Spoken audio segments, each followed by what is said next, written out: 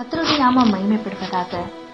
இன்றைக்கும் தேவன் நமக்கு கொடுக்கிற வேத வசனம், அப்பொழுது விடியற்கால வெளிப்பை போல உன் வெளிச்சம் எழும்பி உன் சுகவாழ்வு சீக்கிரத்தில் துளிர்க்கும். ஏசாயா 58:8. இன்றைக்கும் கர்த்தர் நமக்கு வாக்கு பண்ணுகிறார். இருள் விலகி சூரியனின் வெளிச்சம் விடியற்கால வெளிப்பை போல பிரகாசித்து விடிவு பிறக்கிறது போல உங்கள் வியாதி, பலவீனம், ஆத்துமாவின் காயங்கள், துர்க்கம் என்கிற இருள்கள் விலகி உங்கள் சுகவாழ்வு துளிர்க்கும் என்பதாய் ஆண்டவர் வாக்கு பண்ணுகிறார்.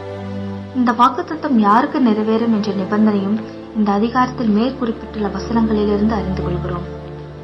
1-5 வரைக்கும் வாசிக்கும் போது, உபவாசித்து தேவ சமூகத்தில் பாவ அறிக்கையிட்டு பரிசுத்தப்படுத்திக் கொள்ளுகிறவர்களுக்கும், 6-7 வரைக்கும் உள்ள வசனங்களை வாசிக்கும் போது ஏழைகள், விதவைகள், திக்கற்ற பிள்ளைகளை விசாரிப்பதும் ஆதரிப்பதும் உதவி செய்வதும் போன்ற காரியங்களை அறிவுறுத்துகிறார்.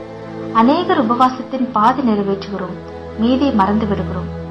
முழுமையான உபவாசம் என்பது தேவ சமூகத்தில் காத்திருந்து பாவறிக்கை செய்து சுத்திகரித்துக் கொள்வதும், ஏழைகள், திக்கற்ற பிள்ளைகள், விதவைகளை ஆதரிப்பதும் உதவி செய்வதுமே முழு உபவாசம்.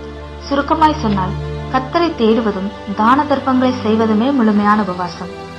மூத்த பரிசுத்தவான்கள் ஒருவேளை உபவாசித்து அந்த வேளை உணவை ஏழைகளுக்கு கொடுப்பார்கள். நீங்களும் முயற்சி செய்யலாமே. இதை செய்யும் போது இவ்வசனத்தின் ஆரம்பத்தில் சொல்லுகிறது போல, அப்பொழுது விடிவு காலம் பிறந்து உன் சுகவாழ்வு சீக்கிரமாய் துளிர்க்க ஆரம்பிக்கும். ஆத்மாவிலும் சரீரத்திலும் சுகம் உண்டாகும். சுகம் உண்டாவது மட்டுமல்ல, உங்கள் ஜெபம் கேட்கப்படும். உங்கள் ஆசீர்வாதத்தின் தடைகள் நீங்கி துளிர்க்க ஆரம்பிக்கும். இதை கேட்கிற உங்கள் ஆத்மாவின் காயங்கள் ஆறுகிறது.